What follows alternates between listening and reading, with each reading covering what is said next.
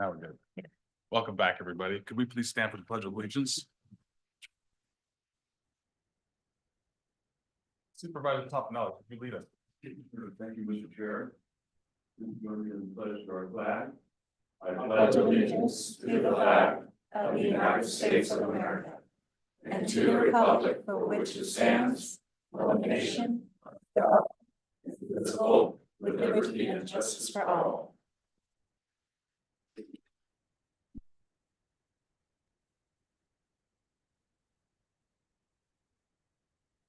Madam Clerk, will you report out from our closed session? Report out for closed session today, February 11th, item 1, pursuant to Government Code 54956.8, conference with real property negotiator Marcos Munoz, re potential purchase price and terms of payment for APNs 042, 034, 013, and 042, 034, 007, 509 East St. Charles Street, negotiating party Bill Johnson, KW, commercial. Board action, no reportable action taken. Item 2, pursuant to Government Code 54956.9 D1, conference with legal counsel regarding existing litigation in Wellpath Holdings, Inc., number 24-90533 ARP. Board action, a motion by Supervisor Stopper, second by Supervisor Follendorf. The board voted 5-0 for Valentarian Hester and Hayes LLP to represent the county's interest in the above action. Thank you. Is there any public comment on that? Seeing none, we'll move on to staff announcements. Lisa, who have you brought to us today? Mighty Mickey. Good morning, everybody. So this is Shauna and Mickey. I'm calling him Mighty Mickey just because of where he came from. He was dumped at one of our local gas stations in a pillowcase. When he came in, I don't know if Stacy can bring up the PowerPoint, but he came in with an Uzi sore, and the Good Samaritan brought him in and had already taken care of him.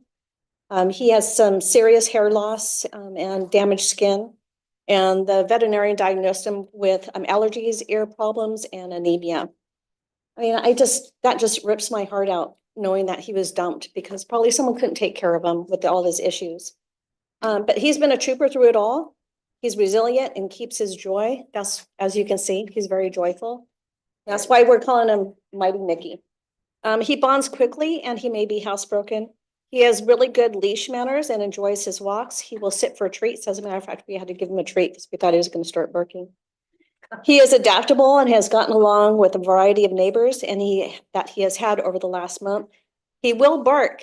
That's another reason why we call him Mighty. At the big dogs, is, all the little Chihuahua mixes think that they're tough dogs. So a meet and greet is required if you have another dog. And I do want to announce that Ace was adopted last weekend, but we still have Bailey.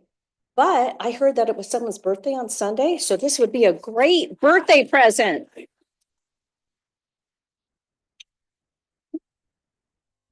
Thank you. I already did it, possible. So Supervisor Hubbard has graced us with so many adoptions. He's got a bow. Yeah, see, he's coming ready. You can take him home right now. How old do you think he is? He's 6 years, about 6.5 years old. I'm not thinking about it. So our next announcement is we have our first focus and CCS free rabies and microchip clinic of the year. Is scheduled for March 8th here at the Government Center from 9 to 11:30 a.m. Dr. Mike Hayes will be the attending veterinarian, and we have more upcoming clinics on April 12th, May 3rd, June 14th, September 13th, and October 11th. We look forward to seeing our Calaveras community animals and their humans at these events, and we are forever grateful to our focus and our volunteers, truly grateful. Next announcement. Our partners with the Calaveras Humane Society recently provided CCAS with the status of our voucher program and the neuter and spay program. So today, as of January 30th, 520 vouchers have been issued. $43,633 have been billed towards the grant and paid out. And we still have another $40,310 in vouchers that have been issued but not yet submitted for payment. We estimated that we could spay about 1,000 animals in Calaveras County, and we're at that halfway point right now. So we have that goal of reaching about 1,000 animals, and hopefully we are aiming to fulfill that. We would like to thank the Humane Society for their ongoing collaboration and for administrating the voucher program on behalf of CCAS and Calaveras County. Their collaboration and partnership have led to success for Calaveras animals and their humans. I know this is a long staff announcement, so we have a lot going on. So the next event we have is our Valentine's Day event at the animal shelter. And this is where you can meet eligible bachelor and bachelorettes of the four-legged kind. It will help you build lasting relationships, ever-loving, fur baby homes, get them a home, and unconditional love that our animals give us all the time. This event is to be held this Saturday from 11 to 2 here at our shelter. We look forward to seeing our community out there. We have some amazing animals. This is only one of, gosh, I think we have almost, how many dogs now, Shauna? 40 plus the puppies. We have a lot of puppies. And so we have a lot of animals that need their forever homes right now. So come out and see us this Saturday from 11 to 2, excuse me. I'm thinking of the microchip clinic. Okay. Our next announcement is Love Your Pet. This was given to me, and I just kind of wanted to touch on this. This was an event that was very successful this year. We doubled the amount of money made from last year, and the amount of participants increased by 1/3. So we're real happy about that. And that is all I have. Thank you so much. Are you sure about that birthday present? I'm pretty sure. Thank you. He's a wonderful dog. He's happy. Home soon. Yeah, and he's improved significantly. It's the biscuits in our pocket. That's how they control me, getting me in and out. Yeah, we finally have a skin condition under control. So that's the best thing to make me happy. Thank you. Are there any other staff announcements? Seeing none, we'll move on to general public comment. Madam Clerk? Any item of interest to the public that is within the subject matter jurisdiction of the board and is not posted on the consent or regular agendas may be addressed during the public comment period. California law prohibits the board from taking action on any matter which is not posted on the agenda unless it is determined to be an emergency by the Board of Supervisors. If public comment is completed before the 30-minute allotted time period, the board may immediately move to the next order of business. If public comment is not completed during the allotted time period, it will be continued as the last item of business in order to provide an opportunity for the remainder of comments to be heard. Mr. Stoughton? Good morning. Good morning, Chair and Board, the Calaveras County Supervisors. I had no plans to ever show up here again. I just didn't want to. It's far away from where I am and had a medical emergency that kind of shined a little light on the situation. And I got a call from one of your constituents, and I explained to him that it's a small county. People oftentimes are naive of what needs to be done, and that includes our elected officials. And I said, this has been this way as long as I can remember. I've been coming here to this board since the very early 80s. I've seen and known supervisors, staff. For the most part, I loved them all. Made corrections over the years, showed them the way. I had a very good teacher. Besides my academic advisor and spiritual advisor, Cornelius Buckley, who was a Jesuit priest. I worked for a former governor, and he showed me that how easy it is to talk. Part of my job, he would throw me out in front of the public and have me warm up the mic for him. And he said, just say what is deep in your heart. Do not worry about preparing anything. Yeah, speak to people as you would speak to a close friend. And I do that. As you know, if you read any of my emails, I was recently in the hospital. And it was a good experience. Friends, some in the medical profession showed up. And with my input, I have that hospital running better than it ever has. Super. Thank you. Is there any other public comment? Any comment online? We have no online public comment. Thank you. We'll move on to the consent agenda.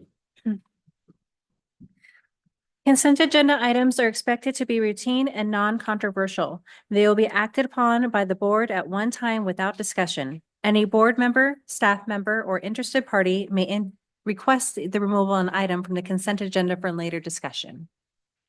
Would any member of the board like to pull anything from the consent agenda? No? Anybody from the public? Agenda. Let's see, what did I want to, just want to talk about something on the consent agenda and yeah, let's go with the conflict of interest code number 11 on that. So, Number 11, did you say? Number 11. Okay. Anything else?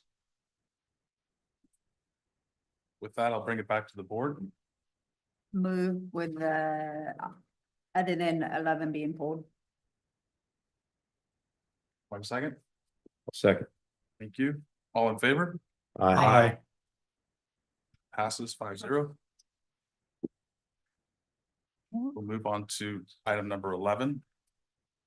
Item 11, resolution, clerk of the Board of Supervisors, adopt a resolution revising the conflict of interest code for the County of Calaveras by amending the code's appendix as a result of the biannual review of the positions required to file a statement of economic interest.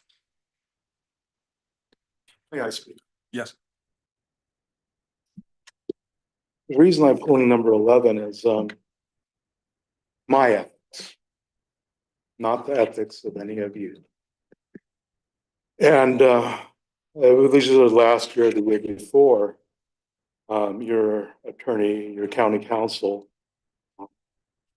here, I'll read their name, Sarah Edwards, made a big hoopla that she couldn't be fired by the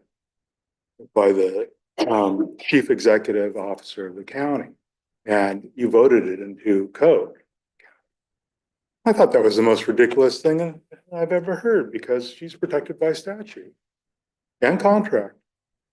Well, I think if somebody's gonna want to make a point of their job security, I think they should make a point of their responsibility and what is required before the public. And I want people to be able to look at that and say, okay, I can pull those 7. By the way, I've never pulled a 700 on them.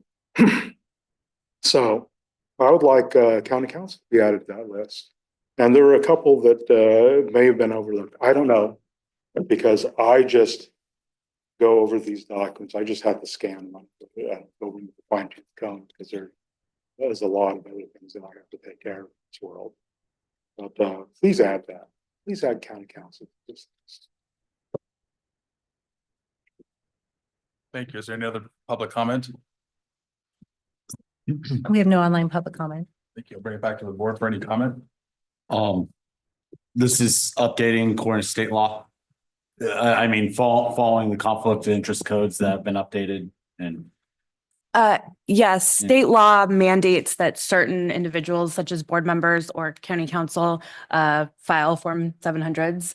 This is locally, we can then add additional persons who are not in state statute.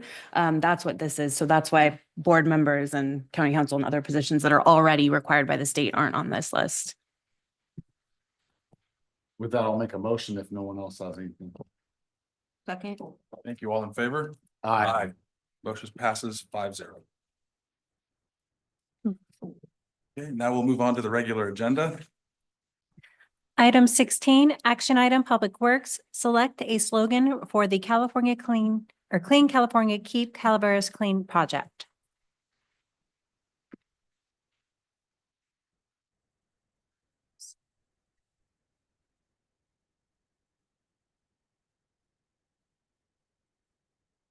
Copy, I have copies up here. Pass them down.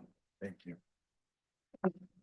Good morning, Honorable Chair and board members. I'm Kelly Zonizer from the Department of Public Works. We want to thank you for the opportunity to bring this item to you today in support of our Clean California project. Last year, Public Works applied for and received $975,000 from the Clean California Phase 2 program for our beautification and enhancement project. And if you're not familiar with the project, it contains 5 components. The Murphy's Park pedestrian bridge repairs, which were completed this past October. And thanks to our road crew and project manager, Jacob Lyle, we were able to do that on time and under budget. We also have the Murphy's Community Park lighting project, the Pennsylvania Gulch multi-use art path project, social media outreach campaign, and volunteer park cleanup days. And lastly, the countywide anti-littering signage project, which will impact the entire county. Lori Dodge is supposed to be with me today. I think she's running a little bit late, but she's here. Yay. Hi, Lori. Lori is the project manager for the last component, which is the social media outreach, the volunteer park days, and the signage project. And if you're interested in participating in the volunteer park cleanup days, please reach out to Lori at 209-754-6401. Thank you, Lori. Today, we're looking for your help, the board's help, to select a final slogan for our social media campaign. Since September, we conducted 2 online surveys asking the public for their input and for them to select their favorite slogans. We also gave them an opportunity to make recommendations for slogans as well. For your consideration are the top 4 slogans as ranked by the public and 1 slogan that was suggested by the Calaveras Council of Governments. The slogans are Keep Calaveras Clean, which received 23 votes. Keep Calaveras Clean and Green, which received 21 votes. Leap into Action, Keep Calaveras County Clean, received 20 votes. Keep Calaveras Clean, Do Not Litter, received 14 votes. And then from the Calaveras Council of Governments, we got We Care, Keep Calaveras Clean. So now it's your turn. We need your help to make the final slogan selection. This slogan will be used throughout the project moving forward, especially in the social media campaign and anti-littering signage. So I'll leave it to you all to deliberate. Do you have any questions or Yes. ideas? Please. I have a silly, stupid question. Please. Can you put emojis with this? I think we can do that. Yes.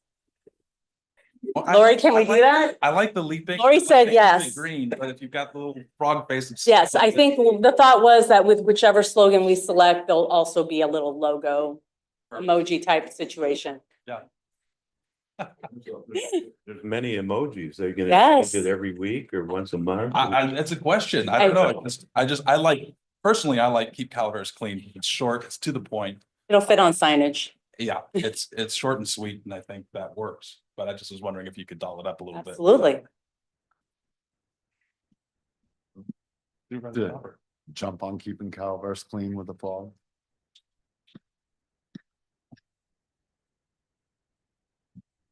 Yeah, keep it clean or keep it clean and green. The top 2 sound the most fluid and straight to the point. I minus the cost of extra words being on signage, You prefer the green? I keep it clean and green. I could go with either. Supervisor, Water your do gardens. you have an opinion on this? Yeah, my opinion is I like what COG came up with, just adding We Care, Keep Calaveras Clean. I think it gets to the point. Supervisor Fallendorf? I like the same thing with gay. The same thing as gay. I like that we care. But with a theme, the top 2. And I think, to keep it short and sweet. And any of them can have the frog emoji. Thank you. And we can incorporate a We Care component in it. If you choose the Keep Calaveras Clean, we can, use We Care as part of the, the end result. So that kind of can make it both happy. I'm sure Lori can find a way to incorporate We Care into it. I think. Come up here, Lori. We can't hear you. Supervisor Randolph. Yeah, so when you say incorporate it like in. kind of Yeah, so like in different zones the, Different places. sure. maybe I'm in favor of keeping it the shortest Keep it one. As short. far as the main slogan. But they're all great. yeah, the public did a great job. We got a lot of responses, so we're really pleased. And it would be great if it could reflect what was suggested by the public. That's awesome. And we can take what the COG. Is there any recommended public as well. comment in the room?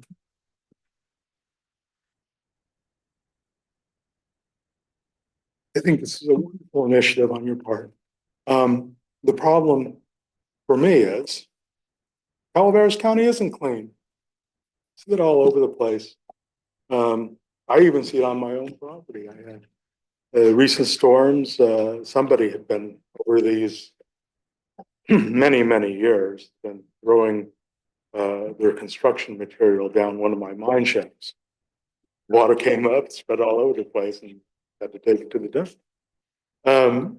But more to the point is, we have to emphasize in this county, keeping any property that can be seen from a county road reasonably clean, free of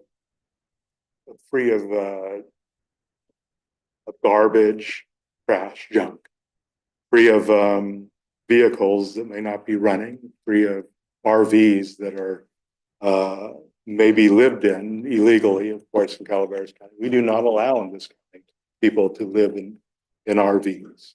And a lot of those are dilapidated RVs. That makes it doubly, triply, quadruply worse.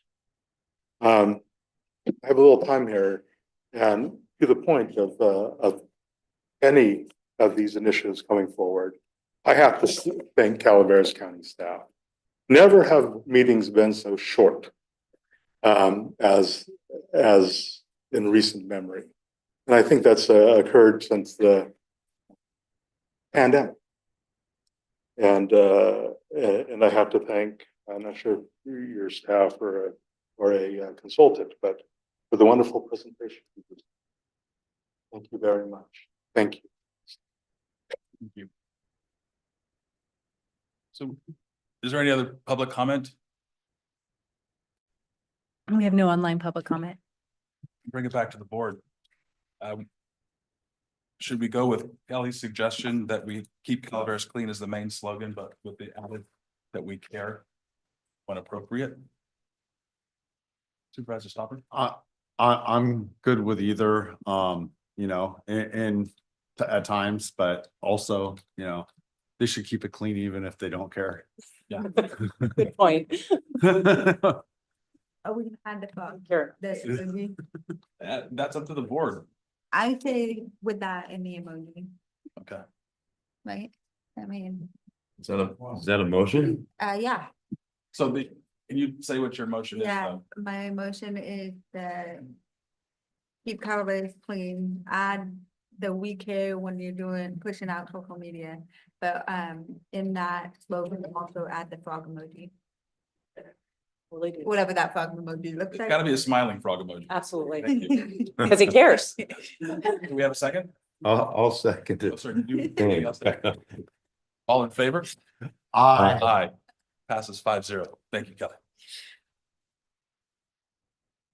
We'll move. Thank you. We'll move on to item 17. Yes. Item 17, Agreement Public Works, authorize the board chair to execute Amendment 15 to Agreement 12001806 with Dewberry Engineers, Inc., increasing the maximum amount payable by $251,316 for a total not to exceed amount of $3,630,603. Greg, Mr. Chair, members of the board, I don't have an emoji. That'd make this more exciting. I'll have one for you soon. Okay, very good. My grandkids enjoy that. No, this isn't quite as sexy an item. We're here today to talk about an amendment to Dewberry's contract with the board. You know that they're our project management firm, but one of the oddities of that particular contract is that's also through them, that's how we get access to tribal monitoring services. And Dewberry has a sub-consultant that they've used over the years to do that. The ones that actually monitor and coordinate the payment to the tribe. Our last sub-consultant, Alta, their contract ran out at the end of last calendar year, so in December. And they informed us a little late in the game, but informed us that they opted not to renew their contract. So we had to look for an additional or new sub-consultant. And Dewberry has come up with the firm of where's it, ASM Affiliates. So that's what this amendment is about. They had submitted a proposal for about $300,000, for these services.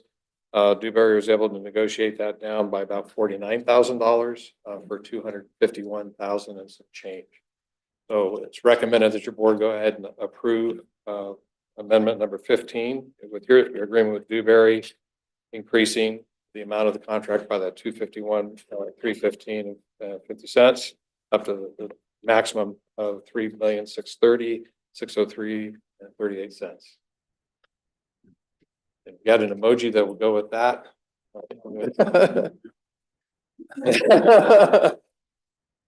Board have any questions? Supervisor Hollendorf? Thank you. Is there any public comment? We have no online public comment. Thank you. Well, with that, I'll ask for a motion.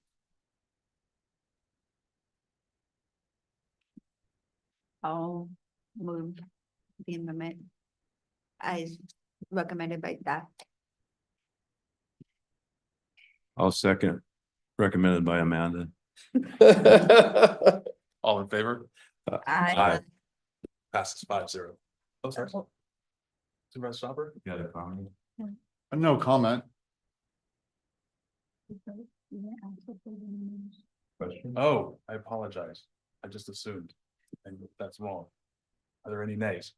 Nay. Nay. Sorry, passes 4-1. Apologize for that.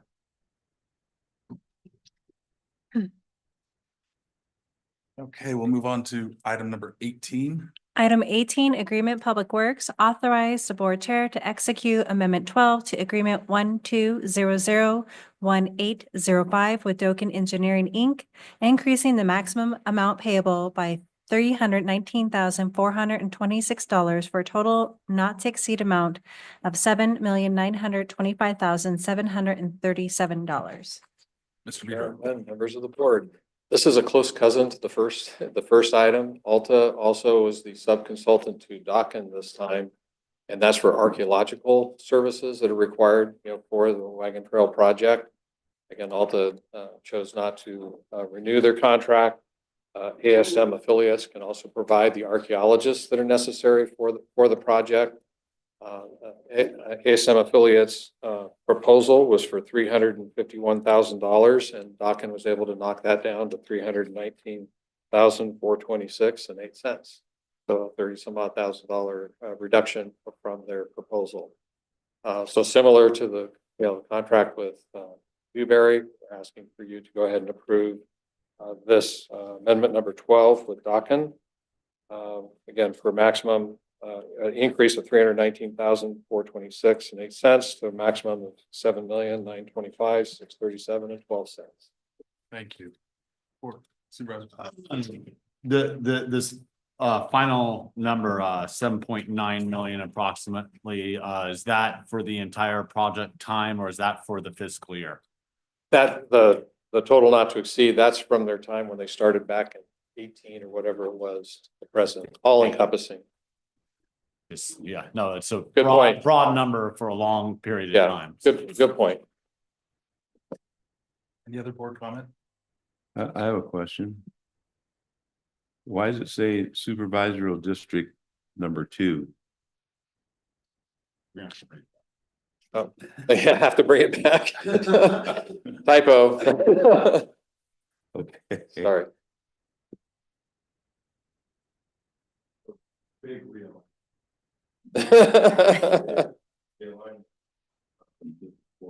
Right. Is there any public comment regarding this item? We have no online public comment. That'll bring it back to the board and ask for a motion.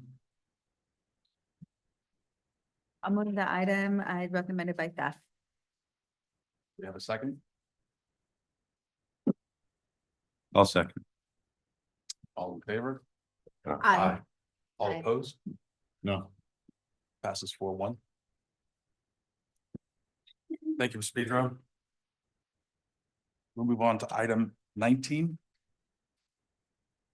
Item 19, informational item, administrative office, receive a presentation from Public Access Television. Sarah, do you need time to set up or are you set up? Just a couple minutes would be great. It's ready. Do we want to take a break? Yeah. Yeah, let's take a break and we'll reconvene at 9:35. That's not.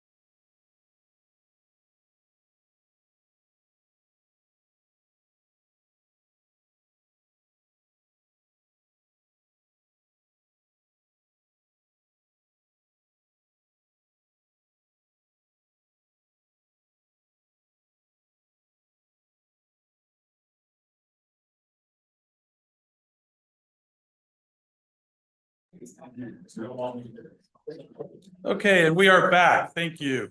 Ms. Armstrong Garner, take it away.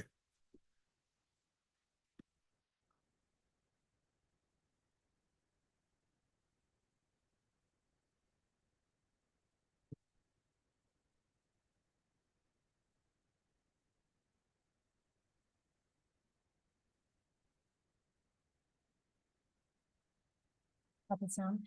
Okay, got it. Okay.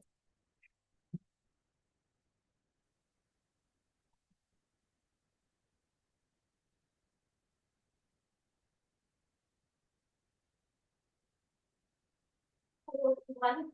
My name is Sarah Armstrong Gardner, and I am the program coordinator over at PATV. And I'm John, and I'm an office technician. And I want to thank the board for letting us do a presentation today on public access. So Calaveras Public Access is the heart of local broadcasting for Calaveras County, dedicated to sharing stories, events, and voices that make our community unique. As a community-driven platform. Okay. As a community-driven platform, we strive to create programming that reflects the values, interests, and stories of our community, empowering individuals to share their voices and shaping a stronger and more informed Calaveras. In the last year, we have been developing relationships with not only community members who wish to tell their stories, but also government departments like OES, Public Health, the Sheriff's Department, Animal Services, and others. What we have been aiming for is to become more than public access, but a communication center. But instead of me telling you about these partnerships, let me show you.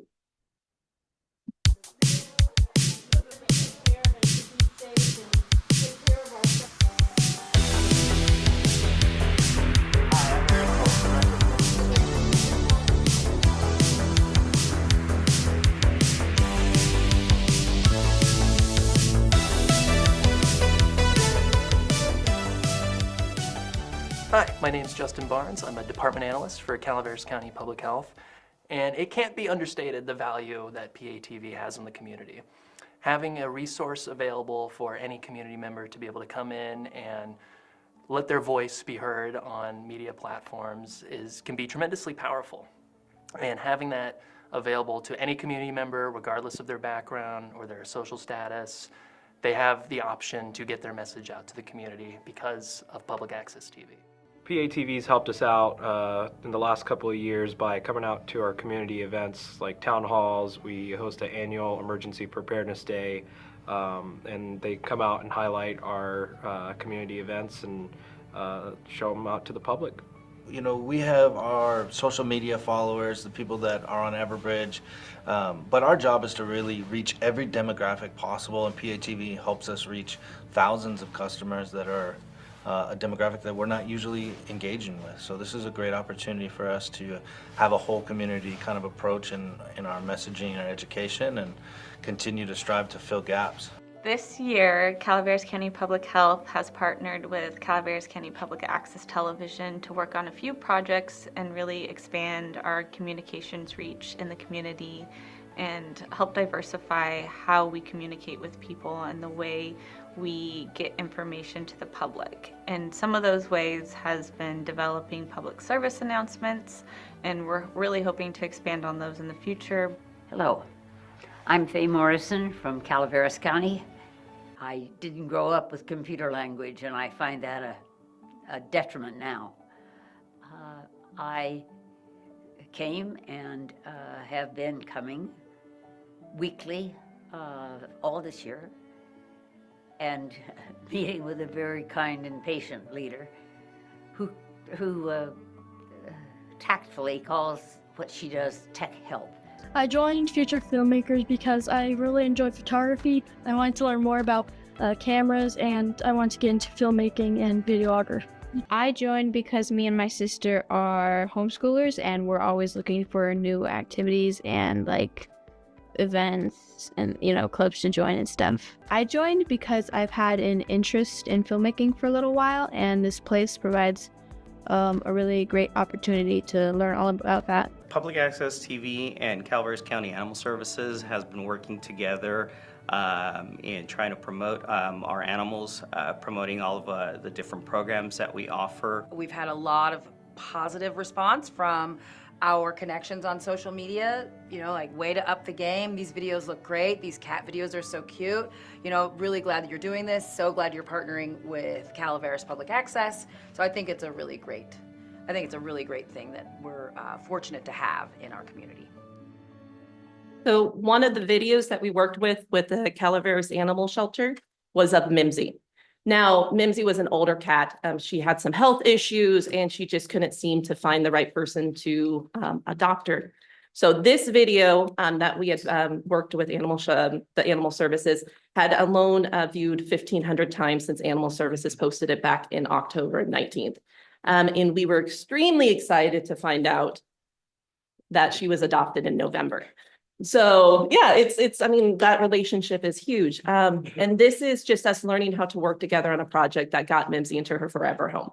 So now let's imagine what the future for a minute would look like, where PATV has been working alongside other departments to get professional, informative videos out to the community.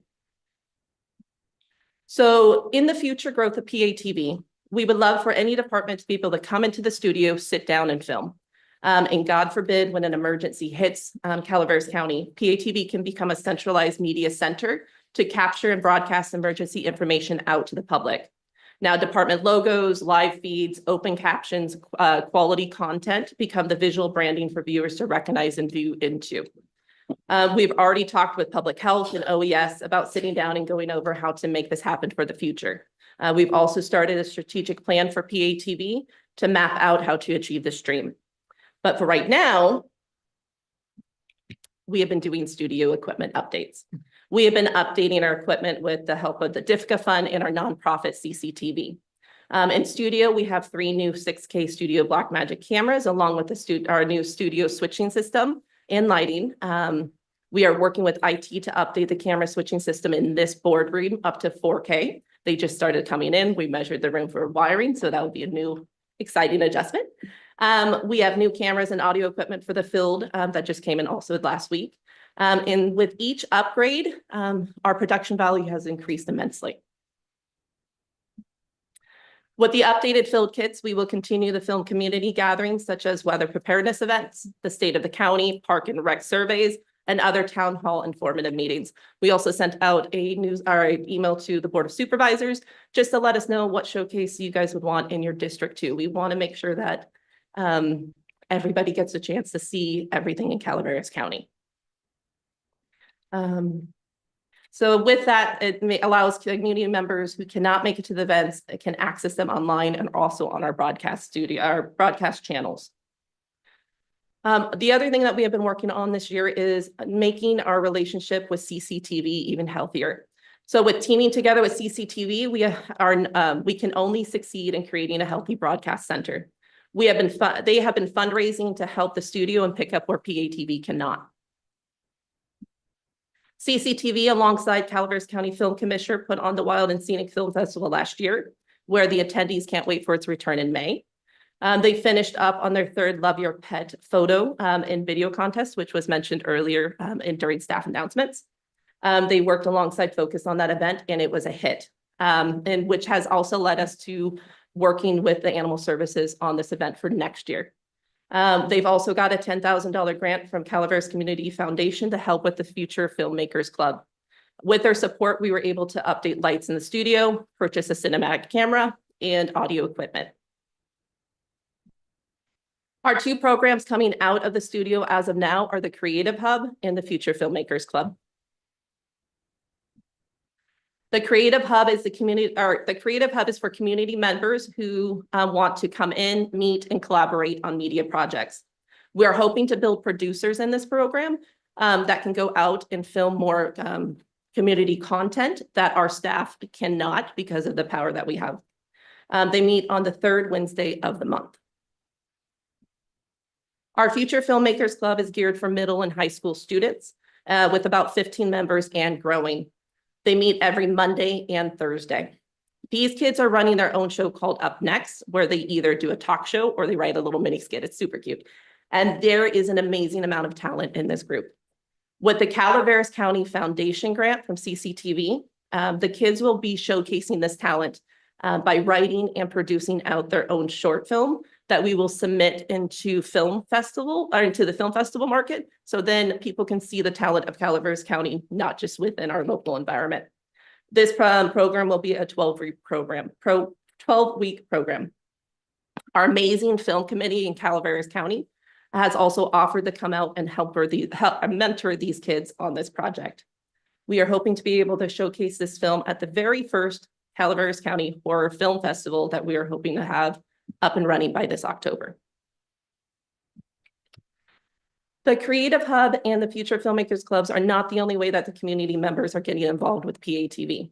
We also do studio tours for groups and clubs to come in and experience what a working broadcast studio is like.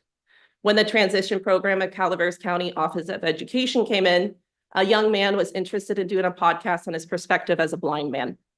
Hearing the creative side of Calaveras County has been one of my favorite things about working at PATV.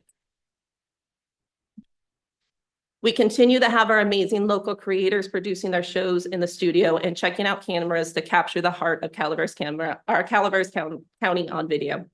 We cannot thank Al and Susan enough for their years of informative content for both PATV and CCTV. We are looking forward to a new senior fitness show. We're bringing back Inside View, so people who have any information that they want to get out to the public about Calaveras County will give them a platform. And we're also in the productions of other productions that are in pre-production right now. With the help from our amazing team at PATV, John, Sam, and Susan, we are getting an average of 1,800 views per month on YouTube with over 1,100 subscribers and counting. What I would like to do is focus on pursuing streaming capabilities so we can get out to more members and community members that are not strictly on broadband. I would like to pursue this in 2026.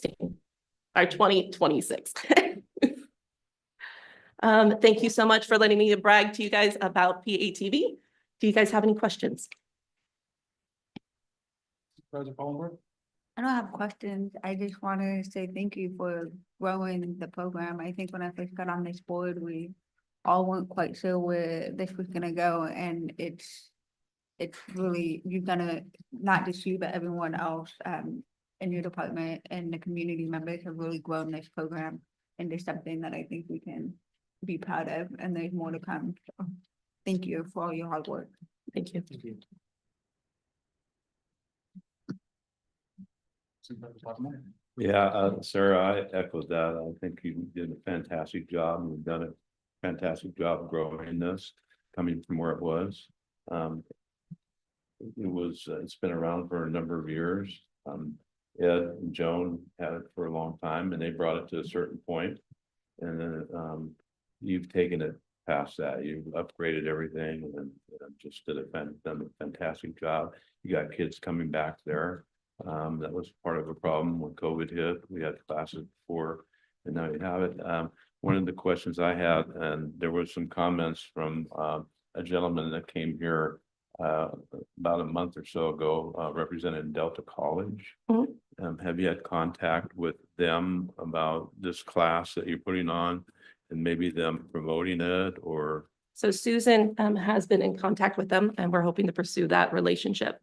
And yeah, definitely turn our center more into education along with communications would be a dream. So yes, we're pursuing it. Good. Thank you. Mm-hmm. Any other board comments? I'd like to say thank you for all the work that you do and all the updating that you've done. And I think it's incredibly important for our youngsters to understand if they do have that talent and if they do have this love, they can go very far. I always think of Manuel Crosby. He was a Valley Springs kid who, his first directorial debut ended up at the Sundance Film Festival, which is huge. So even if you don't go on to film and later on in life, the confidence and the ability to know that you can actually complete a project, I think is hugely important. And I thank you for that work. Thanks. Thank you. And speaking of Manuel Crosby, he is one of our mentors for the 12-week program for the kids. So he's coming back into the county and helping out. Is there any public comment regarding this? What do you know? I'm going to speak. First, let me echo the remarks of the board members. You did a fantastic job. Thank you. I remember a time Mr. Tofinelli was first running for office. I had a place walking on the golf course and come knocking. This guy comes knocking at my door. I'm watching community television, Mr. Tofinelli at the time. And that house became a party house for a while.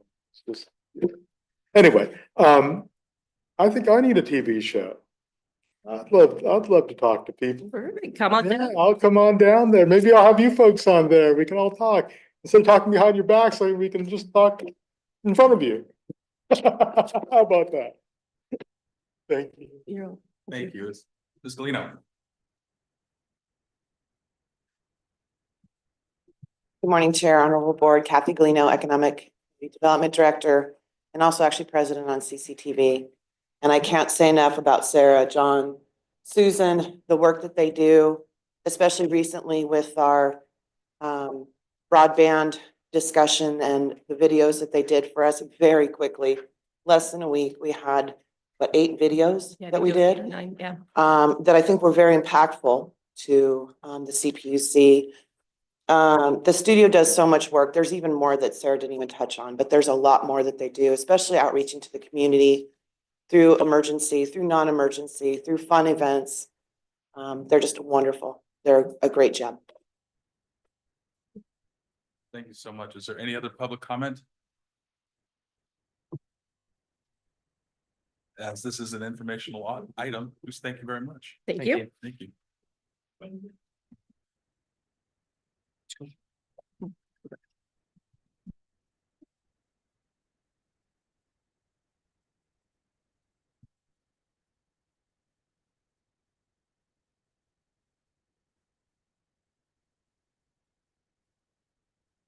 Lisa, you want me to close this? Yes, please. Thank you. Thanks, Sarah. We'll move on now to item number 20. Item 20, resolution planning. 1, conduct a public hearing. 2, adopt a resolution approving the addendum to the EIR for the general plan SCH number 2017-012043, finding that the project is also exempt from CEQA pursuant to section 15183 for the CEQA guidelines. And 3, adopt a general plan amending, adding a description, goals, and policy for Copperopolis in the community planning element of the general plan. And with that, I'll open a public hearing. Good morning, Mr. Chair, members of the board, Peter Maurer, Planning Department. Yeah, this is the Copperopolis Community Plan, long awaited.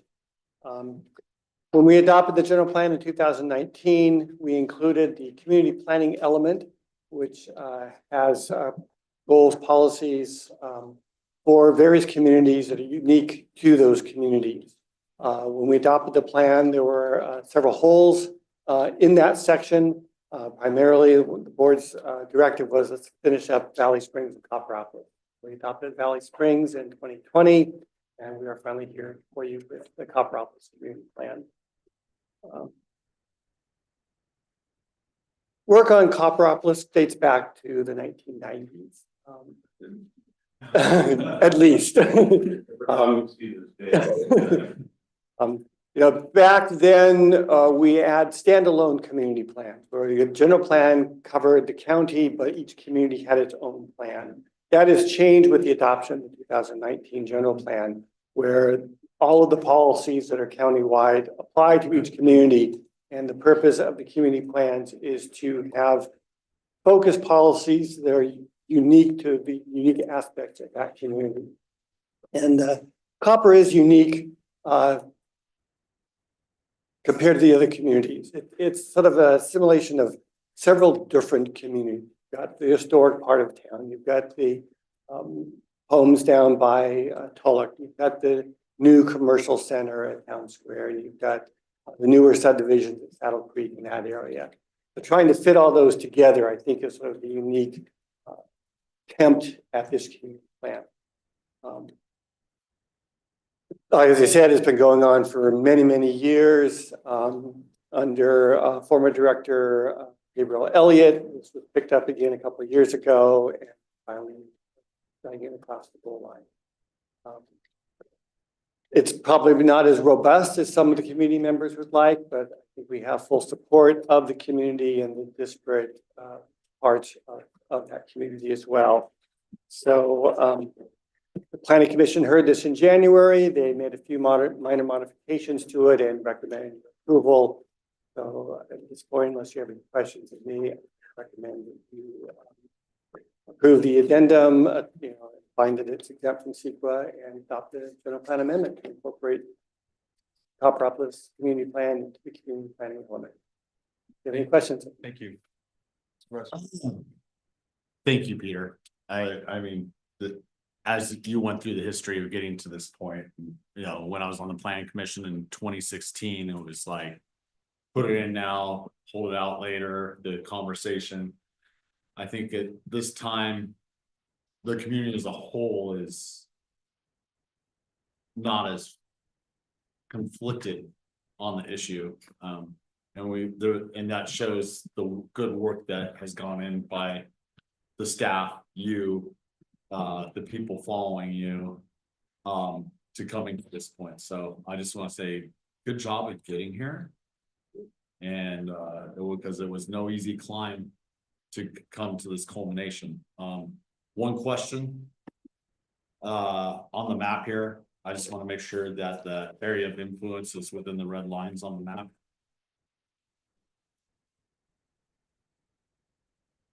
Yes, so we have adopted community plan boundaries or community area boundaries, and that would the plan would cover everything within that boundary line. Perfect, thank you.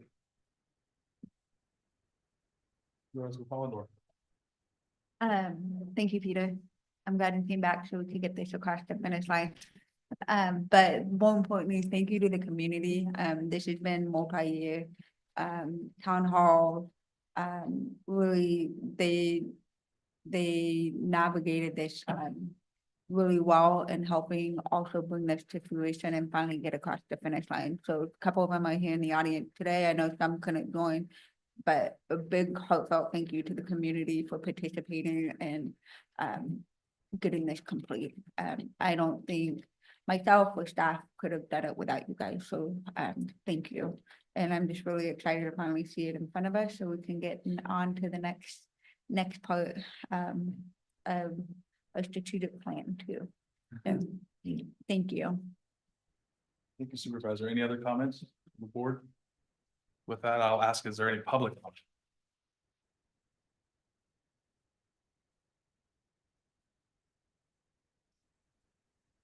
Good morning, Board of Supervisors, County Council, and CEO Hitchcock.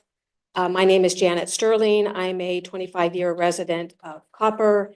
And as Peter stated, this has been a long time coming.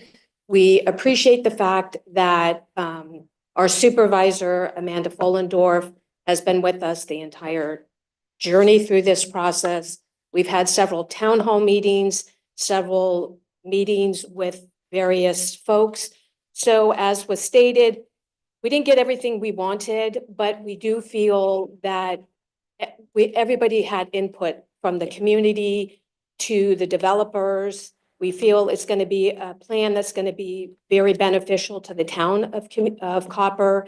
And I just wanted to thank again our supervisor for sticking to her promise of saying when she was elected and running that she was going to get this plan through. It's been a long time coming. It's been a hard road, but super happy we're here. So we hope you approve it. Thank you. Thank you.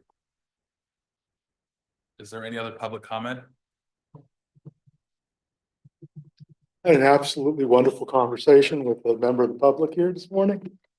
And oftentimes I forget about Copperopolis. I've watched Copperopolis grow. I remember when I first visited Copperopolis, it was just a dusty, dry place. Later on, former supervisor Paul Stein was working for Saddle Creek, and I go over there and I spend the night in their facilities in Saddle Creek, and it was just absolutely wonderful. But the thing that really, visiting the town square and other places, the thing that really impressed me were the residents of this community, how dedicated they are the small group, but also the greater number of people there that even though they can't attend the meetings, even though they can't participate, still show concern and still have wants and needs. And through people like this, they make their those wants and needs heard. I'd also like to thank staff. It's good to see Peter Bauer here again and again. He's a fantastic planning, what we call him now, planning consultant, or no longer director, but he's done a fine job for this county, and he is definitely an asset. I always mean to get up there to Murphy's and visit his establishment. You don't get a chance these days. But remember, even though this is a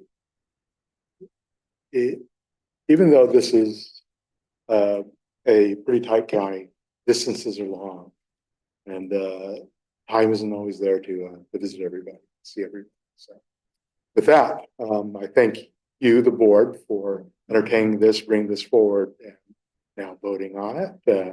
Thank staff, and I thank the community. Thank you. Is there any further public comment? Good morning. My name is Nancy Henderson. I've only lived in Copper for about 13 years.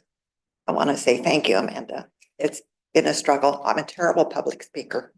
My mother wasn't. She was great. And Peter and his staff, we've worked through some bumps along the way, but we made it through. The community is going to be much better off with this. So I am asking for this board to pass and adopt our community. Thank you. Thank you so much. Anybody else? Yes, we have Tom and Fazio online. Tom? Good morning. Can you hear me? Yes, we can. Tom and Facino, Calaveras Planning Coalition. The Planning Department staff report and the Planning Commission recommend that the Board of Supervisors adopt the Copperopolis Community Plan. The Calaveras Planning Coalition is pleased to support those recommendations. Drafters based the latest plan upon the 2005 draft, the 2013 draft, and more recent community workshops and public comments. Last month, the Planning Commission hearing on the community plan, people from the Copperopolis area made suggestions to improve the plan. The Planning Commission was kind enough to accept those suggestions. Nobody from the Copperopolis area spoke against adoption of the plan during the Planning Commission hearing. We thank county staff and community residents for their hard work on this community plan. Thank you. Thank you. There's no further online public Thank comment. you. And with that, I'll close the public hearing and bring it back to. I would like to move this item, please. I will second that, and I will say this is congratulations, Supervisor Follendorf. This has gone on since 2005, gone through Tryon, Fonte, Mills, and you finished it. Yeah. Congratulations. I will second. All in favor? Aye. This is 5.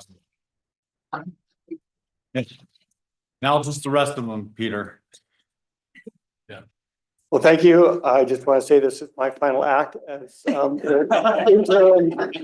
So my swan song, I'll exit stage left here, but I want to thank Teresa for her support. Brett, you've got a great planning director. I feel like I'm really leaving the department in really good hands. And the board work well together. It's a pleasure working with you again. Stop by the winery someday. Thank you, Peter. Thank you, Peter. Thank you, Peter. Okay, we'll move on now to item 21. The last item on our agenda. Item 21, informational item, Public Works. Conduct a study session and provide staff direction on 1, preferred method of resolving future structural budget deficits in the road fund, and 2, development of the draft 2025 SB1 project list and multi-year paving program. Hey, Thank Mr. you. Chair, Peter. members of the board, a new perspective on life here. So staff scheduled this study session. It's a two-part study session. The first part relates to the structural deficit in the county's road fund that we discussed back in November.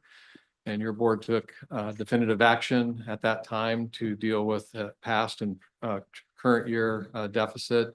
And I needed to be come back to you with the study looking forward and how we're going to address this issue. So that's really part one of the study session today. And I would say the most important because you're talking about your bread and butter.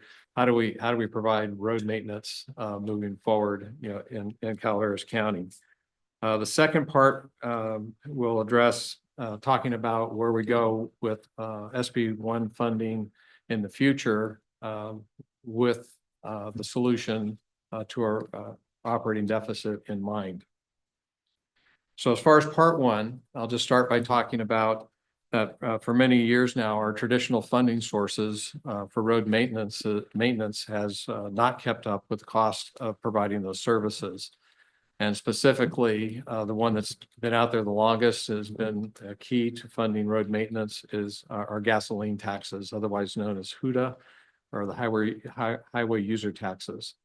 They're still coming in, but they are dwindling, and a lot of that just has to do with more fuel efficient cars, the onset of hybrids, full electric vehicles, and so forth. If you're not burning fuel, you're not paying those taxes. And this has been something that I can say in my career, at least in the last 25 years, this has been something that's been on the radar. And there really hasn't been a definitive change in how we fund our road maintenance, not just in California, but throughout the country. Fortunately, SB1 came along in 2017. It was not meant to be an end all, but it was meant to be a help, in this area.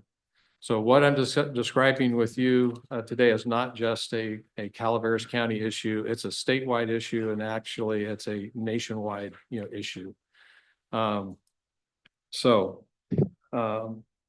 Moving on, so with those solutions in place that we did in November, now we have to look forward to 25, 26, and beyond. And that really is the primary purpose of this agenda item today. We need some response, reaction, recommendations from your board. So how big is the problem before us? Included in your staff report are projections of your traditional road revenues and also expenses. And I mentioned when I was, here in November talking about those things, I told you I'd come back and make sure that we looked for any way that we could to enhance our traditional funding sources, which aren't a whole lot of things that we can influence, but also to look at our expenses to make sure that we're minimizing those expenses as much as we can. So on the top of the second page of the staff report, you see it lays out what our projected revenues and expenses are for our traditional road maintenance efforts. It shows that our revenues would grow over that 5-year period from about $9.9 million to $10.4 million. That's not very much over a 5-year period. And the only reason we're seeing any growth in there is actually due to an apportionment of statewide collections of property tax. So it's nothing that relates to the activity here in Calaveras County. It's just an allocation that comes from the state. And that is the only revenue that's really growing consistently. And that's what's supporting that mild increase. Your gas tax, revenues, there's like 4 different categories of that. And you put them all together and they're either flat or going down. And that's what's really happening. And the other sources are just essentially flat. There's just nothing happening there. And it's been going on for some time. In the expense world, your salaries and benefits show continuous growth. And that's not a bad thing. It's mean you're taking care of your employees. You've done that through your recent MOU approvals that you've done with your labor units. So they've seen some salary increases, which is again, a good thing, respecting, what the market values of those positions are. And we also have people going through their merit step increases. So that's fine. The projections also do assume the elimination of 4 positions that are recommended to be taken out of the budget due to reduced workload. That's not the focus of today's discussion. You will be discussing that when the mid-year budget report comes to you guys next meeting. But I also wanted to mention that because that has been factored in our projections, not budget, just projections. Otherwise, our service and supply costs reflect a slight but continual increase that contains things such as your road materials. All other expense categories pretty much remain flat, though I did put a caution in here that our A87 costs, which those aren't familiar with it, it's called federal. What do you guys help me out? The federal circular A87, which dictates how Right. overhead is calculated. It's the countywide cost allocation plan. Right. And we don't control that. It's all prescribed. It has to be done. And that has potential of going up. It can fluctuate quite a bit for the different funds throughout the county. And also just to note that we're fortunate to replace a lot of our equipment back using some funding from the Butte Fire. But road equipment is expensive. And just one road grader today would be $700,000. So it's pricey equipment. And Micah and his team will need to look at that moving forward. But it's just a reminder, that stuff is still before us. So we're looking at a deficit, a structural deficit that can range between $2 to $2.5 million over the next 5 years. How do we address this? So there's some options towards the bottom of that page. We could establish new transfers from the general fund to the road fund. But in the same breath, I know the general fund is tight. It's main source for it's a main source of flexible funding in the county, and it's pretty well stretched as it is, but it's an option.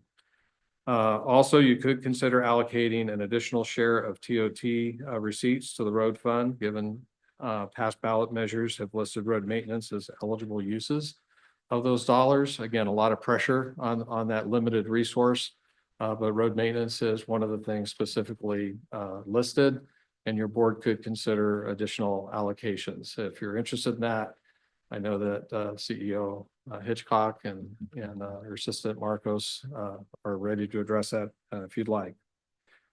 Third option, just listed there, continually evaluate ways to increase funding, minimize expenses. And that's something that your public works director should be doing on an ongoing basis. So I'm very confident that Micah will be doing that with his team, moving forward. And that leaves the final option that I can think of, and that is to make the policy decision to pivot from using 100% of our annual SB1 allocation towards contracted pavement projects and shift to funding traditional road maintenance activities performed by our road crews as the top priority, with the balance of annual SB1 allocations applied to contracted pavement projects. So that's going to be really the big issue for today. On the third page, give you an idea of what that would look like. It shows what SB1 revenue would be contrasted against our projected operating deficit, and then how much money might be available still for contracted pavement work if you were to make that change. And just so you can see, SB1 revenue still is growing. It's projected to go from 3.8 million in 25-26 to almost 4.8 million in 29-30. So that's growing for now. And again, I'll just emphasize that's still not the final solution. At some point, state and federal folks have got to get together and deal with this ongoing road maintenance funding. But for time being, that is the game that's in town. So it shows that roughly, if to use SB1 and to fund your operational deficit for your traditional road maintenance activities, and then split that with pavement, contracted pavement work, it's almost a 50-50 split. It's a little bit more towards traditional road maintenance through your crews, about 51 to 52%. And then the balance of that could still be going towards road pavement work. I did want to mention to your board that I did go looking to see, even though I knew this would be the case, of all the other counties in the foothills, all the way from Mariposa, all the way up to Nevada, El Dorado, just to see, what are they doing in this area? Just, you have a feel for that. And it ranges from 100% of SB1 going into their traditional road maintenance activities to, again, some mixture of both. So you're not alone. Staff also looked onto the CTC website and looked at the project work that's being done, how the monies are being split, and it's showing that basically same pattern where there's some kind of a split going on with counties throughout the state, between using it for traditional road maintenance through your city or county crews and pavement, contracted pavement work. So this is not new and different. This is something that most of the cities and counties in the state are doing this already, splitting it in some way or another.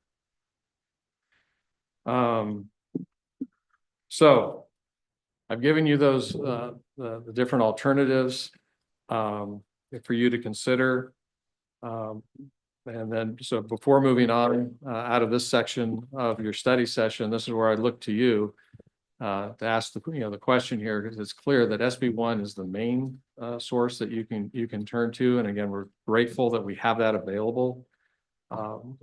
Possibly there might be some of the TOT that you could access that would reduce the deficit, and therefore you would use less of the money for your road maintenance, more available for pavement projects.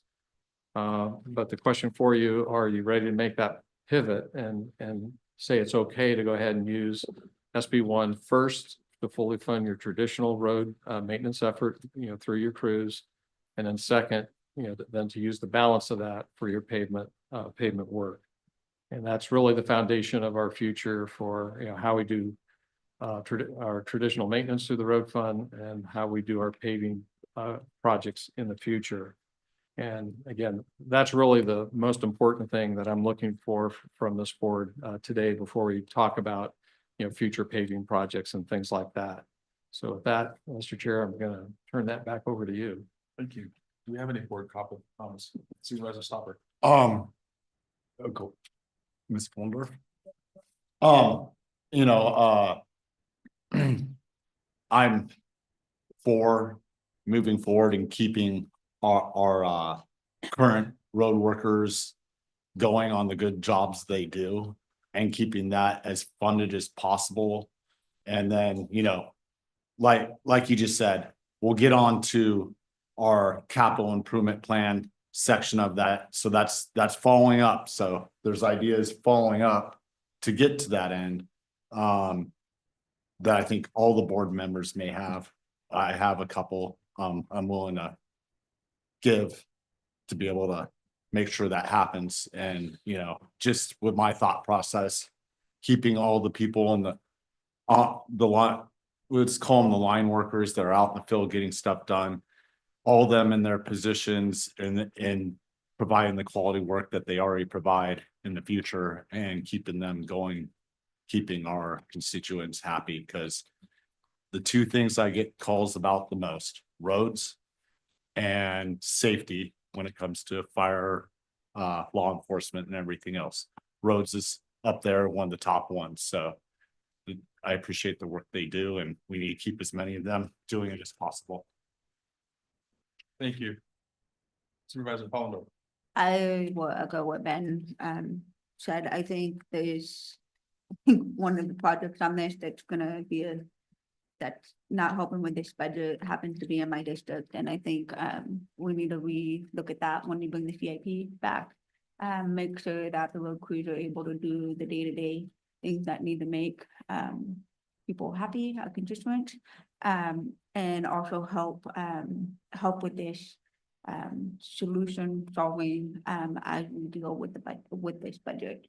And what that looks like, I'm open to all suggestions, and other recommendations, and I'm open to all those recommendations to see what is the best avenue for us to get this resolved, to keep at a bare minimum the potholes full.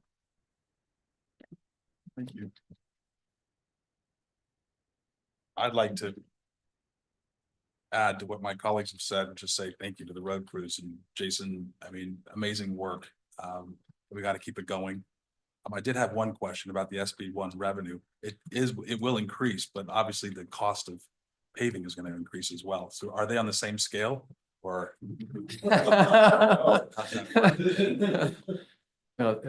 So far, based on the forecast, it shows that we'll gain on it a little bit with these projections, primarily with the SB1 increase. But again, it's not the final solution, but it will take care of it for the foreseeable future while folks get together on a permanent road funding revenue source. I have another question. So while we might be resolving the short term, you mentioned that things are leveling out, if not declining.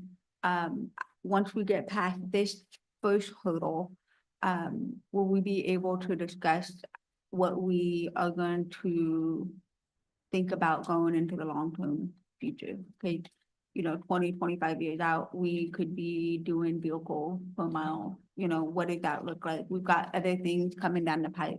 So this is just one piece of it, but is staff looking at that at a near future? I'm not talking about next month, but to see what we're gonna do long term.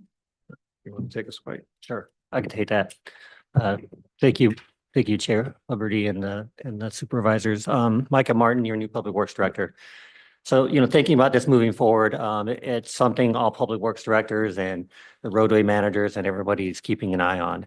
And there is legislature with the state to address this very issue, to convert from a pay at the pump method to more of a vehicle miles traveled type of method. And there's a lot of details to work out, but it's on the radar. It needs to be addressed. And so we'll continue to monitor that, continue to stay up to date with the CEAC, APWA. All those organizations are very good at keeping us informed, keeping us involved, getting us involved in legislature when opportunities come up to advocate for that. So we'll be continuing to watch that and add input and support wherever we can. And as things do begin to change or start to adjust, we'll adjust with it as well, so we could make sure we optimize and maximize the effort that's coming from that. Is there any public comment regarding this? Andrea.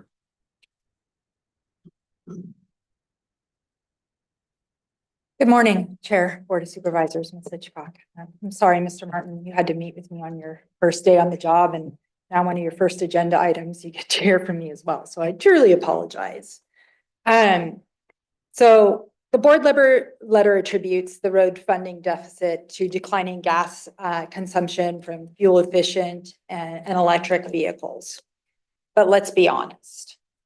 The real issue surfaced on October 22nd, 2004, when Mr. Pedro, the interim director, uncovered a misallocation of ranging between $3.8 and $7 million at the department's highest levels. Solely blaming hybrid cars is disingenuous. And now the administration's solution is to eliminate 4 positions, which is assumed, even though we're in the middle of a meet and confer. And 3 of those positions are from the SEIU 1021 bargaining unit. Even though, like I said, we're in the middle of a meet and confer. Instead of holding those responsible, accountable, you're targeting workers who make about 20 bucks an hour. People who had nothing to do with creating this crisis. Calaveras County prides itself on being a close-knit community. How can anybody think that this is a good solution to this problem? How can anybody think that this is rational, that this is the way to solve the problem? This decision betrays those values. We see the elephant in the room, and we will fight to ensure our members don't pay for others' mistakes. I remain hopeful that a fair solution for a fair solution, and we truly appreciate Ms. Hitchcock's efforts in helping us get there. She's been instrumental in getting us as far as we've gotten. But until then, we will not remain silent. Thank you. Thank you. Is there any other public comment? Mr. Stout. I'd like to remind you folks that these road crews, they know me. They know where I live. They're my neighbors. And if at all possible, we try to support our neighbors and because they support us, and that goes for the road crew. You know, in the past, but not to do it anymore because some people might get upset. I'd drop off bottled waters and sodas on hot days for the guards. And it's part of my commitment. Make sure that we take care of the people in our community. You're not going to eliminate positions. You're going to bring things in-house as much as possible. You are going to take a fine comb over these numbers. You're going to find where you can save money. Speaking of money, a while back, I told Hitchcock about some damage the county had done to my gate and my fence. And she recommended that I send an accounting to the Public Works. And so I sat down at my desk and got out a pen, paper, wrote everything out, folded it up, put it in an envelope, put a stamp on that, sent it to Public Works. I have not heard anything back. It's been many, many months. I'm upset. And it really is the only reason I ever came to these meetings to begin with. You know, I was, after the pandemic, and during the pandemic, 2019, I had stopped any public involvement. I had stopped going to many of the restaurants.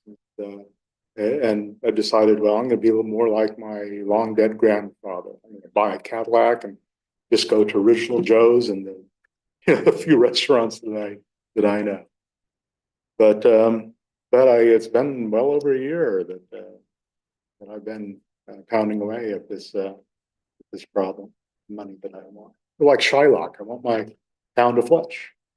So with that, remember my money too. Thank you. Is there any other public comment? As this is an informational item, we need to know the direction, right? Just looking for second part. Well, then what I'm hearing from the board is there is a willingness to, to make a pivot, not put 100% of the money towards paving projects, but to split it with covering the traditional road maintenance costs and then the balance going towards paving. Am I reading that correctly? Yes. Yes. Okay. Good. Our road crew, and I'm telling other men, I've heard nothing but good things from you guys about you guys over the course of the last couple of years. You guys are doing a fantastic job. Keep it up, Scott. Although you're the one guy I hear a lot about. Good job, guys. Well, then we'll move on to phase 2, session 2 here. That's looking towards the development of our future project list. So I want to just do a quick review of the foundation of what we'll do with the new SB1 program. Because that's comprised of, we have our SB 1 2025 list that's going to have to be submitted in a few months from now. But I think more importantly, we're going to want to know, get some feedback from the board so we can start constructing that first year program so that we can get the bid documents ready to go. Because I remember I've heard from the board before, let's get the stuff out early, get it done in the summer and don't wait until spring. So for 2025, definitely like to, promote getting that worked out as quickly as possible, realizing the full 5-year CIP is going to take a longer period of time. So just by way of review, as part of that November action, the board did move 3.32 million from the road fund into a special revenue fund just for SB1. And that's really key because that way it kind of locks up that money that can only be used, just for, the eligible uses. In the future, money will come from the state. It goes into the special revenue fund. And then however the money is spent, it won't be moved from that special revenue fund to the road fund or our capital fund until and unless it's deemed an eligible expense, and will be moved as the expenditures are occurring, so that we will stay on top of it. And that's structurally how we, be good stewards of that money moving forward. May I add that, and or approval by the board. Correct. To that process. Yeah. Okay, so that's the structure. We did move that one-time money over, cumulative money over to the special revenue fund. On the next page, 351 of your packet, you can see at the top, it talks about potential uses of that initial deposit. And I listed, 4 different ways you could go with that. And again, just putting these things out there for any feedback you may have. First, like any new business, you should have some working capital to begin with, just for cash flow to accomplish the purposes of your program. And that's something that I think would be very helpful to have that. So as bills or projects are being paid for, crews are being charged, we will make sure that we always have enough money in that fund that we can then transfer over and not cause a lack of cash in those other funds. Second, and this is very, very pleased, I think I mentioned this to the board before, is in looking at how SB1 money could be used. I was very excited to see that you could actually use SB1 also for matching purposes. So you can use it as seed money to try and multiply, the use of that money by leveraging additional funds. And that's exciting. You don't see that, very often. So I think that would be a fantastic use, for some of that money, especially this one-time money as well. And the third would be to simply augment, funding. Say you come in with your annual list of projects and you need just a few $100,000 more to get done all of what you really want to get done. Then you could always pull from there to augment that and get those things accomplished. The only thing with that is if you do use it in that way on a regular basis, you could dwindle, that money. If you don't replenish it, then you could cause cash flow problems, and then you also take away your matching, dollars as well. So if you're going to use it to augment, just need to consider, how much is appropriate. And lastly, of course, you could do any combination of those things.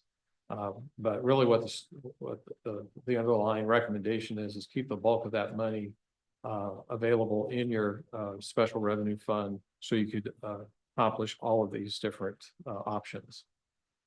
So what I'm suggesting in the staff report is, and there is no magic to this, but I would recommend keeping at least 3 million of that initial 3.32 million in that SRF fund for those types of uses. That would free the 320,000 and change that you could use in the upcoming years allocations for capital for your contracted paving projects.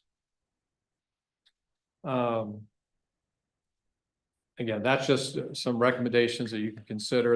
You don't have to make these decisions today. I'm just giving you the benefit of my thoughts. Would you like me to pause as I go through this section, or just keep going through?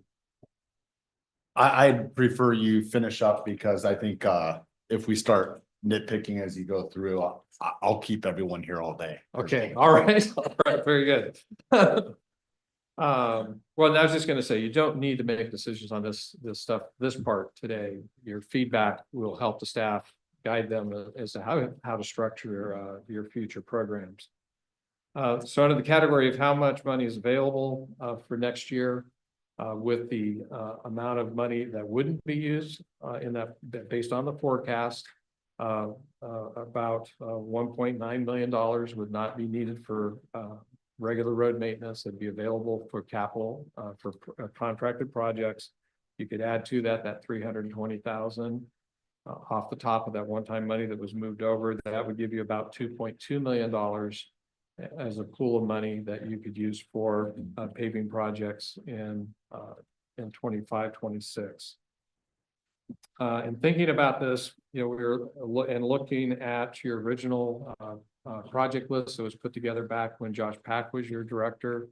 And we went and looked at that 2020 list of projects and said, we ought to, as a matter of integrity, try to look at that and make sure that we've caught most everything from that list in the 2025.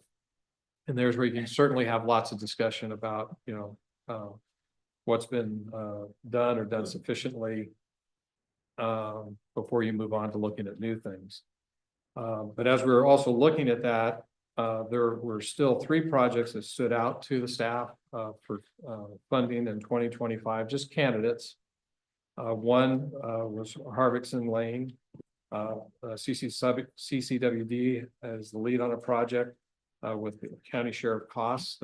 They're doing some work.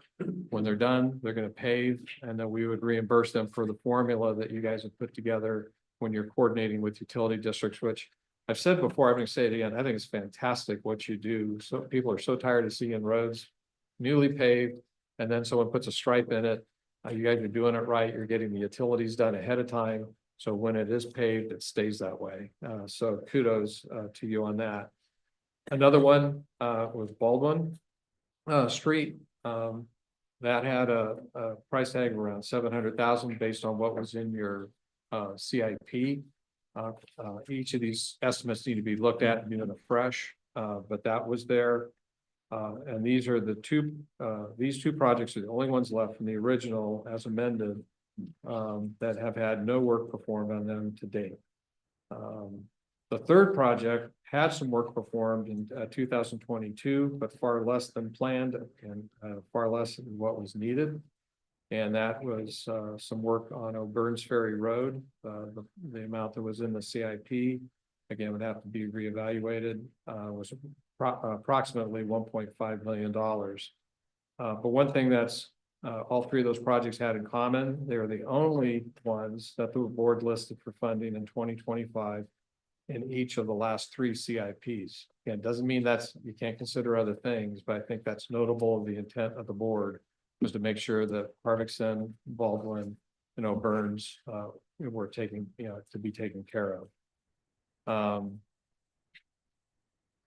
And it goes on just saying that, if those are the 3 that you want to do, they come to about 2.7 based on those original estimates. It's about $500,000 short of our available funding. The board wanted to go ahead and pursue those as top priorities, and we could look at different ways to see if we could advance all 3 at the same time. And some of those options are listed in the staff report.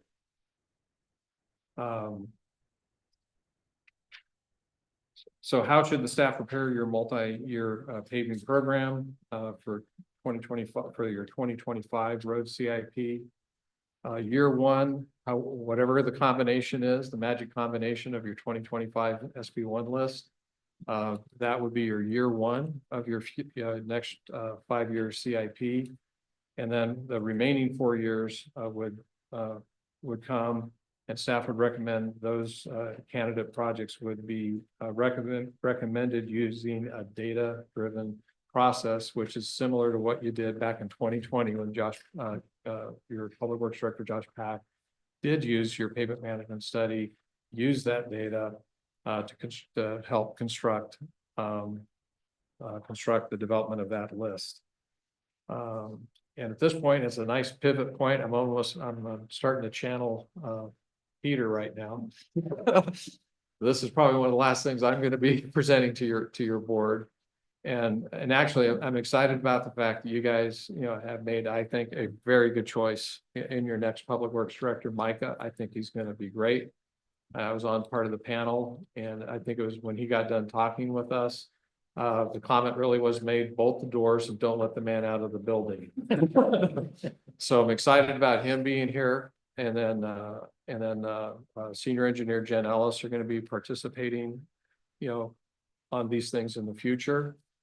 And with that, I'm gonna slide off away from this table and let Jen move over. I'll be close to the podium if needed. But it makes a point that there's a new team on board now. I'll be right there if you have questions of the old one. This is not final, but you know what? Thank you for the gaps that you bridged. It's phenomenal work, and dealing with people like me and other supervisors. Good job. Well, thank you. Thanks for picking up my phone call. Yes, ma'am. Greg. Well, I actually just want to thank Craig, myself personally, for all the help and work he's done to go into this, and he's really set the table well for me coming on board, and I really appreciate how much he cares about this organization and the department. So it's great, and I'm going to miss him. All right. So we've got Jen Ellis coming up here with us. She's our senior engineer, and between her and I, we're really going to be your CIP team moving forward. So we'll be working with you regularly on the CIP each year as it gets programmed, any adjustments that we need to make as we bring projects forward for approval by the board. This will be your team that you'll be working with. So like Craig mentioned, we're really coordinating and striving to take a data-driven approach as we make considerations to the CIP and where the project needs are at. We've got the pavement management plan that's been done, and a lot of good work has come out of it. And there's still more that can be done. We want to maximize our effort with this program and make sure we're exhausting all the avenues that are being recommended in it. In addition to that, we want to partner with the COG as much as we can, coordinating with them on projects that are available, CMAQ funds, all those other things. We want to make sure we're maximizing all those opportunities wherever we can.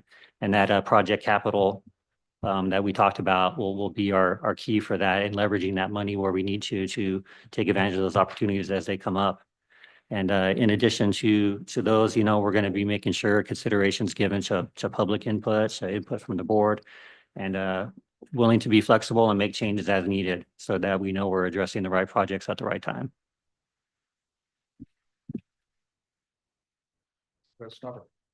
Me? Yeah, you got later.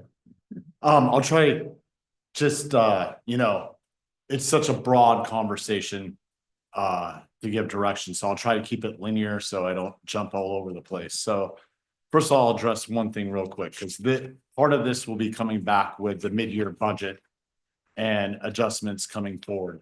I spoke to you briefly yesterday along with Mr. Pedro, and it was a good, healthy conversation. Any changes that come to staffing or anything moving forward, I asked directly that you would have reasoning and why it's going to be there for me to be able to support each change going forward. There has to be a good reason, but as going forward with seeing the actual numbers, no matter how we got here, there's going to be a little pain everywhere in the very end. And that's just my honest opinion from where I'm sitting. So with that moving forward, by no fault of staffs, but you know what, it's where we're at with the final roads that haven't been finished in the capital improvement plan.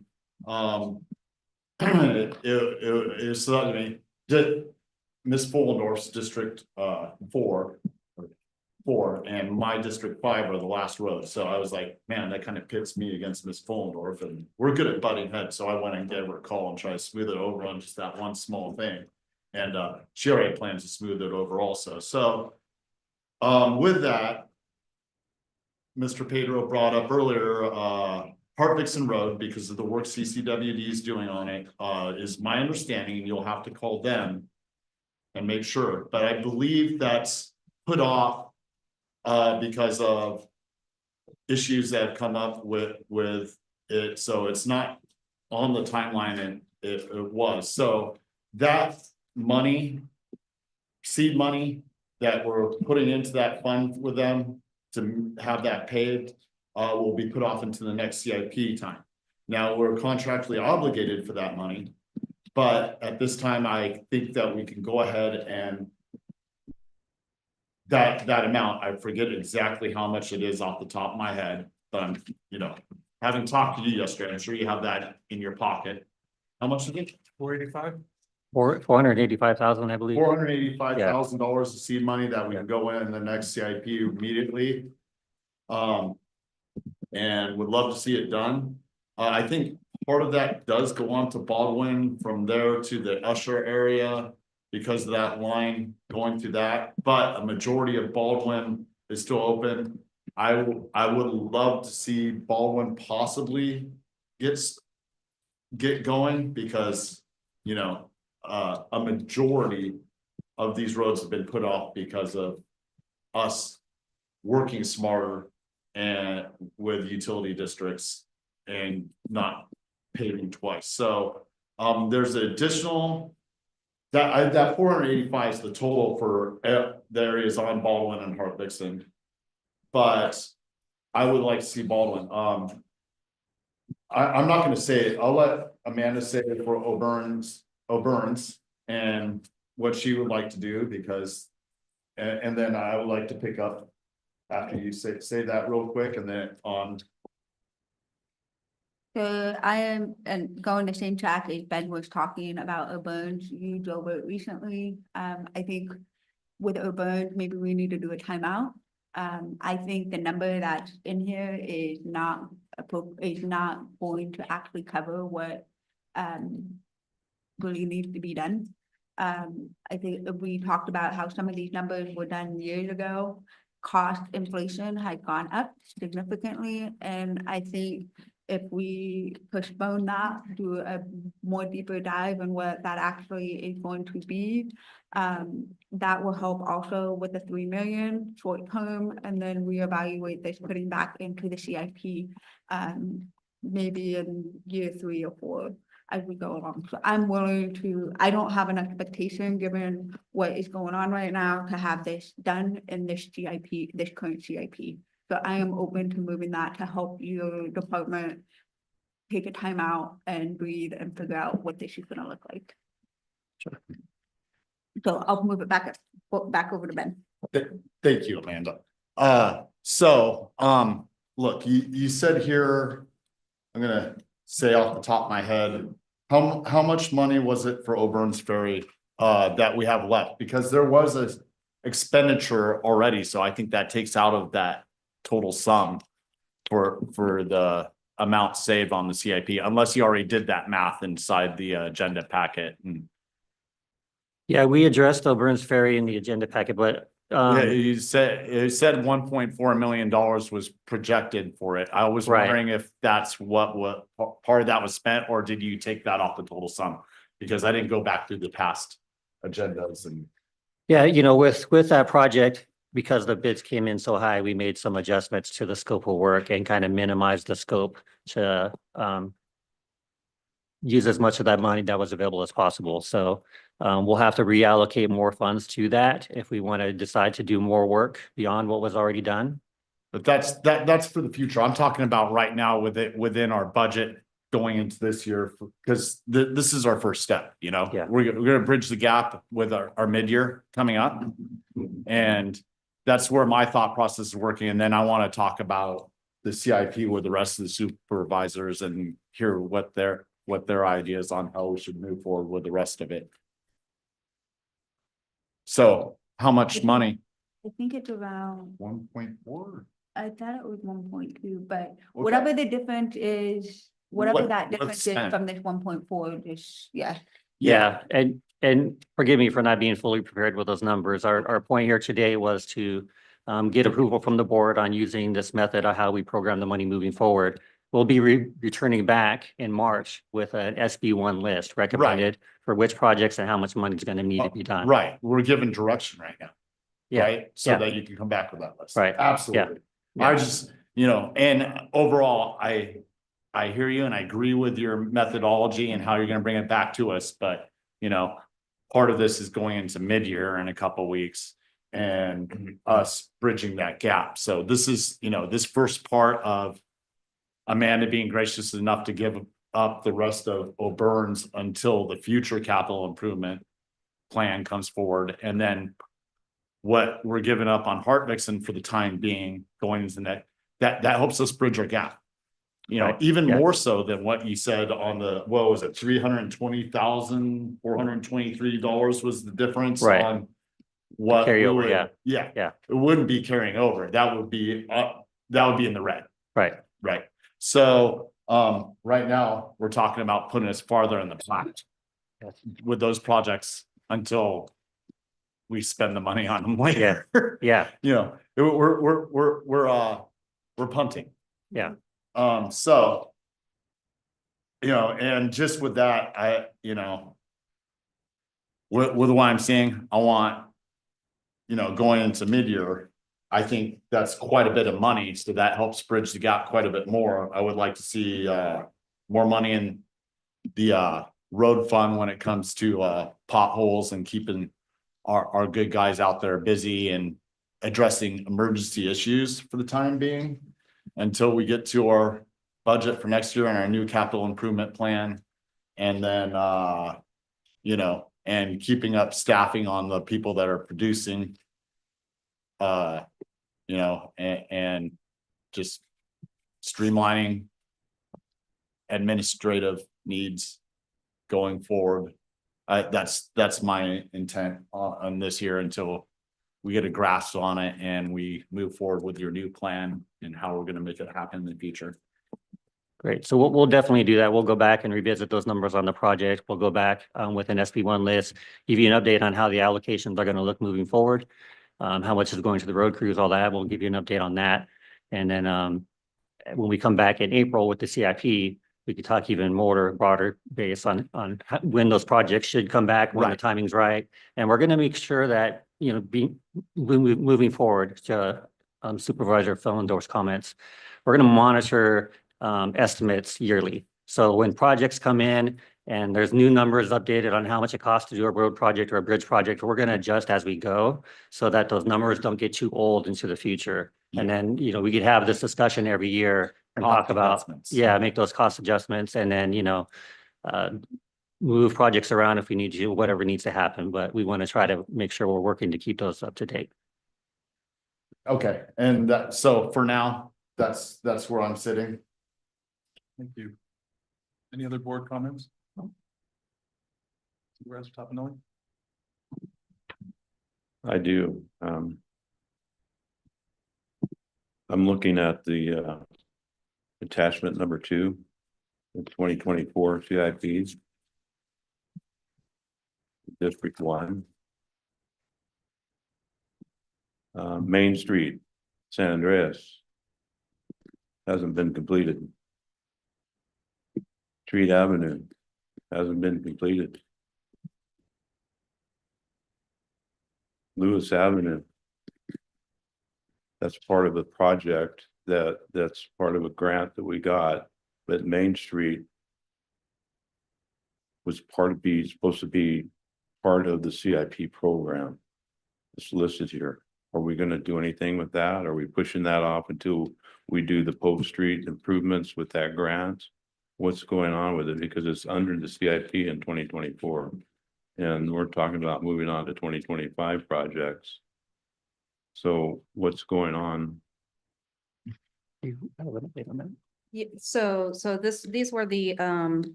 road list on the original 2020 CIP. My understanding is that there was a swap for those roads for the work that was performed on Southworth Road in 2024. And then Okay, and here's where I am on that. substitute, I should say. The road maps were never updated when we redistricted. Right now, you're spending a lot of money on Ghost Strike Road, going all the way down. It's all in District 2. And I tried to say something and stop that. and stop that right there where it ends at District 1. Much like Southworth Road is paved and then all of a sudden it just stops. It was never completed, which I was going to bring up because that was never done. It's a nice road that you did, but from where you stopped, Hospital Road is another mile that never, it's worse than ever was before. But now you're paving Gold Strike Road in District 2, who had a lot of roads paved to begin with because it'd be fire and other CIP projects that should be in these areas in District 1. But yet it just kept going and never we're not stopping it. And I tried to say, stop it. Only paved to the end of District 1. So that's where that fund's going. You can say Southworth Road or whatever, removed it. But that money that you're paving for Gold Strike Road in District 2 should be right here in District 1 on these CIP projects that I just brought up. And as you know, when we come back with the CIP, we'll make sure that we address any projects that haven't been touched or that have been deferred or whatever's happened there and give an opportunity to get those back on a timeline that the board desires to have completed. Well, you need to update the roadmaps to the restructured district. So when you're looking at what you're going to do, you're within the districts that you're supposed to be within. And that wasn't done. And that's why what's happened. We'll be sure to look at that. So these need to be addressed. And Southworth Road needs to be addressed too, because I get nothing but complaints about that. It just stops. Why did you do half of it and didn't finish it? So those are my comments about District 1 in 2024 CIP projects. They're going into a new one next year when you bring back, or this year when you bring back, going into the next year. It'll be heavy on my list. Okay. Yeah. And echoing Gary, I think some of the same things happen with District 4 and 5 as well. There's still some things. I don't know what the new supervisor's expectation is, but I know I'm still getting some complaints. So I would like to discuss that offline with you and the new supervisor that represents that area. Certainly. I was just wondering if you could explain the Gold Strike project. Isn't that part of that bridge restructuring project? Oh, the current work that's going on out Yeah. there right now, it's part of our bridge preventative maintenance program. It's federally funded. Yeah. Yeah, and we're working on 2 bridges off of Gold Strike right now. This is the payment program, which is separate. She just explained it, but this is the payment program with CIP that's different than that funding. So it's separate from the work. Yeah, so it was basically any paving and striping that happened during that time. Correct, Jen? Yes. Correct.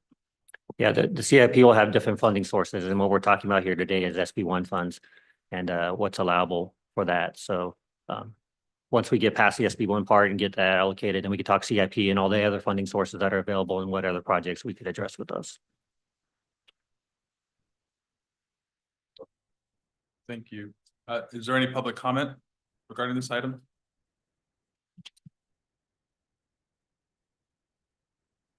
I'm gonna comment on the supervisor's comment. Mr. Tofinelli, I've never seen you be so forceful and a great supervisor. That was fantastic, the way you pointed out those problems. Thank you. That was worth the price of admission. Any other public comment? Thank you. We have no online public comment. Thank you. Do we have a way forward for you? No, I think we have the information we need to move forward. So we'll be happy to come back to you in March with our SB1 list and then back again in April with the CIP program.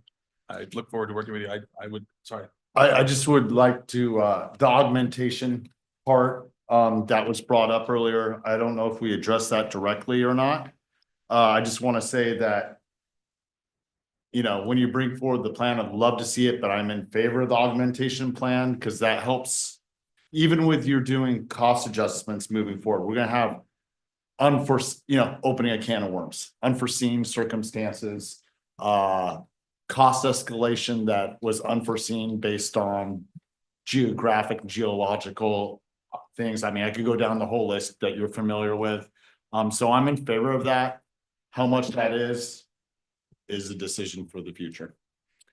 Yeah, we'll bring forth a number, and that number could change year to year based on what project magnitudes we have, what other challenges we may be facing, what other funding opportunities become available for a match. So it doesn't have to be a set number. It could be a number assigned each year, and we could adjust as we go. But it's just an opportunity to, again, cover those expenditures that come up that are unexpected or required for matching. So. Thank you. And you need to get with Melissa with COG, because they're gonna be calling for projects, going out. There's $2.2 million there. That may be applied to some of these projects when you come back to us, with your CIP. I have that a money meeting. could be utilized. I have a meeting with her today, actually, so. Thank you. I look forward to working with you on issues in my district. I get a lot of telephone calls, obviously, as Supervisor Stopper was saying, from constituents complaining about the roads and that they've lived there for 7 years. I'm like, hang on, on the other line, I've got somebody who's been there for 40 years and their road's never been fixed. So I look forward to working with you on that. Thank you. Thank you. So that's. We're good. Yeah, Yeah. perfect. Yeah, thank you. Thank you. Thank you very much. Thank you, Jeff. So that brings us to supervisor announcements. In compliance with Government Code 53232.3D, board members shall provide brief reports on any meetings attended at the expense of local agency and may make other announcements or report out. Supervisor Stopper, Here, anything to report? not at this time. Supervisor Toppinelli, I have nothing to report. Supervisor Polidor, Nothing to report. Supervisor Handel. Nothing to report. I'm gonna bore you all. Hang on. Sierra Nevada Conservancy is coming to Murphy's on March 5th and 6th. They're holding their board meeting here, and I've been working with them regarding that. On the 30th, I attended with Supervisor Pollendorf. We went down to Sacramento, up to Sacramento. And petitioned for us to be put back on the agenda for our broadband.